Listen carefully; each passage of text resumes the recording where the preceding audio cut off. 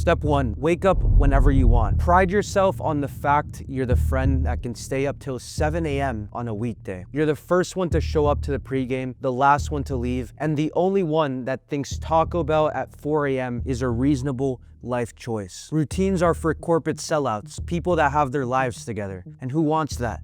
Not you. You're different. You're spontaneous. You're the person that thinks scheduling is oppressive. An alarm clock is just society's way of controlling you. You party to impress, even when it's uncomfortable. You're the fun friend, the one that's expected to stay up late, not because you're out grinding, but because you fell into a YouTube rabbit hole of how to get rich videos while eating cold pizza and getting drunk watching White Lotus in bed. You're him. You thrive in chaos. You're just different, bro. Look at Snoop Dogg. He smokes weed every single day and is successful. At least that's what you tell yourself as you roll out of bed at 2 p.m., scroll through Instagram Reels and brain rot for an hour, and wonder why your life feels like it's not moving forward. But there's no rush. You've got plenty of time, right? The boys expect that we send over this TikTok short of the chimp on the unicycle. Maybe then they'll think we're cool. Step 2, don't take risk. Chase money first, not skills. Go for the job that pays the bills, but slowly kills your soul. You don't need to follow your passion. Keep your eyes on the paycheck, the college major that promised you would make you the most money. That unpaid internship where you'd actually learn something valuable and meet people who might be able to help you later on. Forget it. Effort is for suckers. Look busy at the job. Do only as much as what's required of you. The only skill you need is strategic laziness. Keep showing up, do the bare minimum, repeat, and hope for a promotion while the world passes you by. Forget about building real life skills. It's way easier to convince yourself that if you just chase the money for long enough, you'll eventually be content. Traveling when you're young, don't even think about it. Why waste your time on some vacation to Yellowstone or the south of France when you could just save up for a new phone or some designer clothes to impress people that barely like you in the first place? You'll go to New York City or Mykonos later, maybe after you've climbed the corporate ladder, who knows? Maybe by then you'll have enough to retire at 60 and just exist. And for God's sake, quit that YouTube channel. It's been 3 months and you're not famous yet. What a joke. Remind yourself, you just don't have the resources. You don't have the time. You don't have the right people. Look at the Paul brothers, they got lucky. Never mind the fact that some people like Mr. Beast started with nothing but a shitty iPhone and an embarrassing amount of confidence. You had one video flop. It only got 200 views. You're done. Even though a room full of 200 people is a big room, that's not the size of Hawk Tua's platform. You're not cut out for it. Same goes for any new skill. You picked up the guitar and you didn't instantly shred like Jimi Hendrix. Clearly, you're not meant to play it. You tried coding and the screen hit you with a big fat error message. Guess you're just not wired for it. Remind yourself of this rhyme. Don't struggle, don't push through. If it's not effortless from day one, it's not for you. And let's be real, you're so old.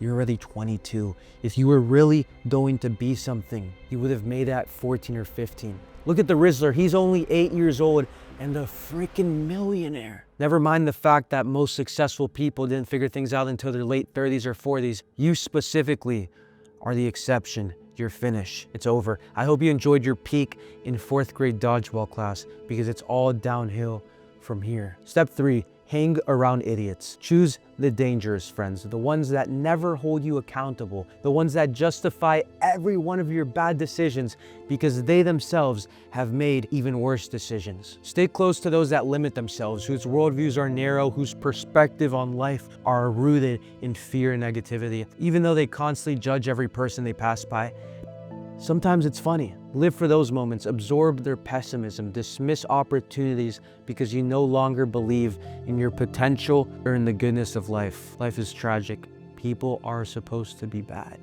Their negativity should slowly erode your self-esteem, making you feel small and unworthy. You'll start questioning your worth, second-guessing your dreams, and losing trust in your abilities because you're around them.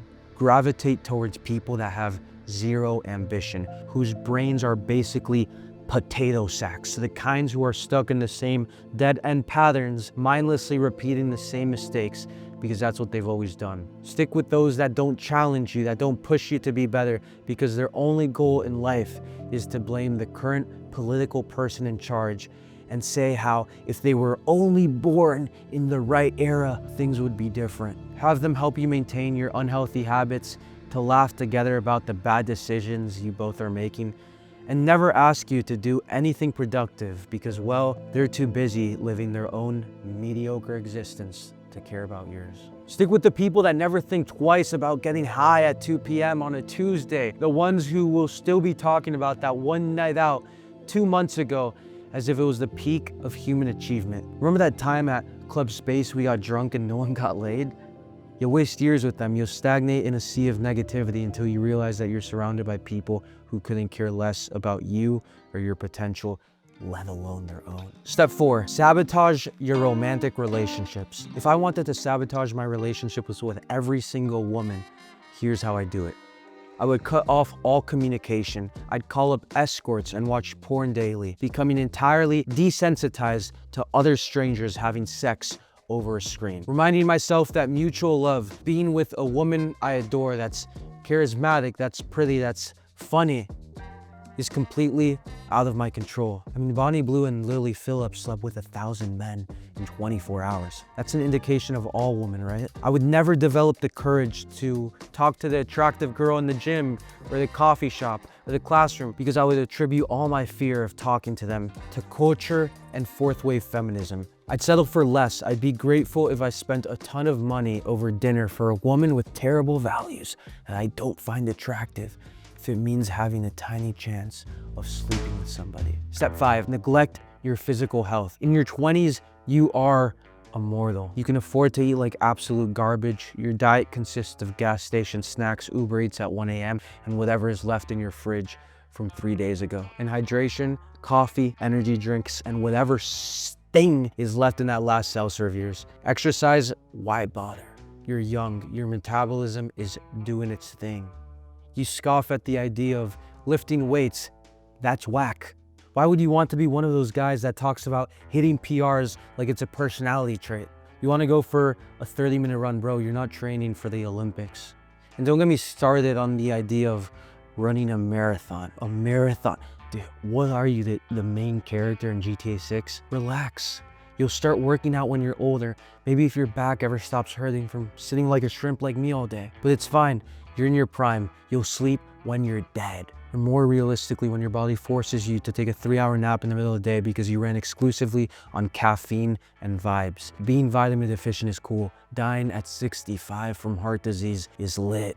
Remember, you can always rely on taking the Adderall when final exams come on. Nicotine in class, that's what's up. I'm so rad. If you haven't noticed by now, this is satire. We're living in a world where shortcuts and self-sabotage seem like the easier options. Real growth, real success, and real happiness come from putting in the work, taking care of yourself, actually giving a damn about what you produce in this life. This video was made for me as much as it was made for you. So maybe let's ditch the bad habits, get off our asses, and stop treating our future selves like a joke. There's more abundance and opportunity today than at any other moment in history, but it's the easiest time to be distracted and to be a loser. Good luck and God bless you.